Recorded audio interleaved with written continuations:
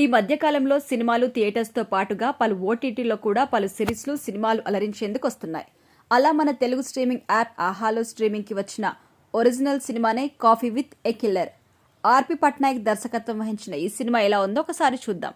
ఇక కథ విషయానికి వస్తే, ఒక ప్రొఫెషనల్ కిల్లర్ అయినటువంటి టెంపర్ రవి తన కమిట్మెంట్స్లో భాగంగా సుపారీకి మరో కాంట్రాక్ట్కి ఒప్పుకుంటారు. ఎవరో అజ్ఞాత వ్యక్తి నుంచి వచ్చిన ఆఫర్తో ఓ కాఫీ కేఫ్లో మర్డర్ చేయాల్సి ఉంటుంది.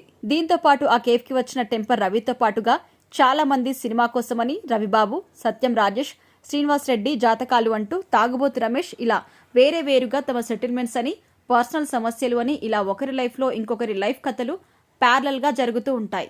మరి ఆ కాంట్రాక్ట్ కిల్లర్ ఎవరిని చంపడానికి వచ్చాడు? కానీ చివరికి తనకి డీల్ ఇచ్చిన అతన్నే ఎందుకు చంపాల్సి వచ్చింది అనేది తెలియాలి అంటే ఈ ఒరిజినల్ సినిమా చూసి తెలుసుకోవాల్సిందే. ఇక ఈ సినిమా ప్లస్ పాయింట్స్ విషయానికి వస్తే, ఈ సినిమాలో థీమ్ డీసెంట్గా ఉందని చెప్పొచ్చు. కేవలం ఒకే కాఫీ షాప్ సెటప్లో ప్యారలల్గా జరిగే కొంతమంది జీవితాలు, వాటిలో ఎవరిది వారికి ముఖ్యమే. అందులో సస్పెన్స్ అండ్ థ్రిల్లర్ ఫ్యాక్టర్ని జోడించడం బాగుంది. అలాగే లీడ్ నటీనటుల్లో ముఖ్యంగా ఒక్కొక్కరికి ఒక్కో ట్రాక్ అయితే ఉంది. శ్రీనివాస్ రెడ్డి, సత్యం రాజేష్లపై నడిచే ట్రాక్లో వారు మంచి నటన కనబరిచారు. అలాగే జాతకం టేబుల్ దగ్గర తాగుబోతు రమేష్ ఫన్ రోల్ చేశారు. ఇంకా జమిని సురేష్ అండ్ రామ్ ప్రసాద్ నడుమ మంచి కామెడీ ఉంది.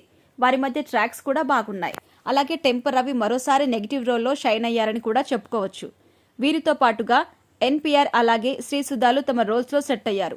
అలాగే బాగా చేశారు కూడా.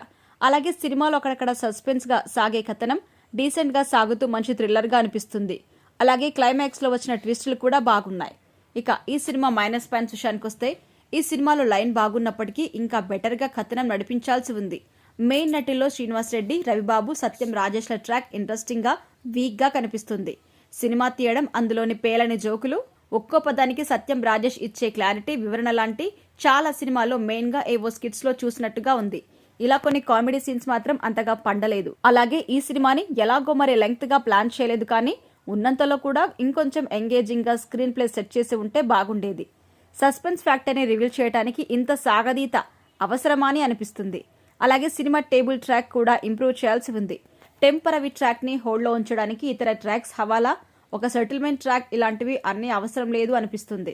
కొంచెం నోటెడ్ నటుల్ని పెట్టుకున్నప్పుడు వారికి ప్రాధాన్యత ఉండేలా మంచి ట్రాక్ రెడీ చేయాల్సి ఉంది.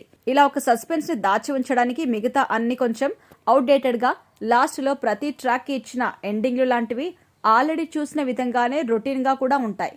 సో ఇలాంటివి ఇంకొంచెం బెటర్గా ఉండాల్సింది. ఇక సాంకేతిక వర్గం విషయానికి వస్తే, ఈ సినిమాలో నిర్మాణ విలువలు బాగానే ఉన్నాయి.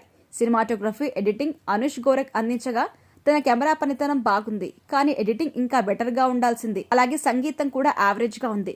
ఇక దర్శకుడు ఆర్పి పట్నాయక్ విషయానికి వస్తే, తాను కొంచెం కొత్తగా ప్రయత్నం చేద్దాం అనుకున్నట్టున్నారు. కానీ ఇందులో డెప్త్గా ప్లాన్ చేయాల్సింది. చాలా సబ్ ప్లాట్స్ తాను పెట్టుకున్నారు, కానీ అన్ని ఇందులో ఎంగేజింగ్గా లేవు.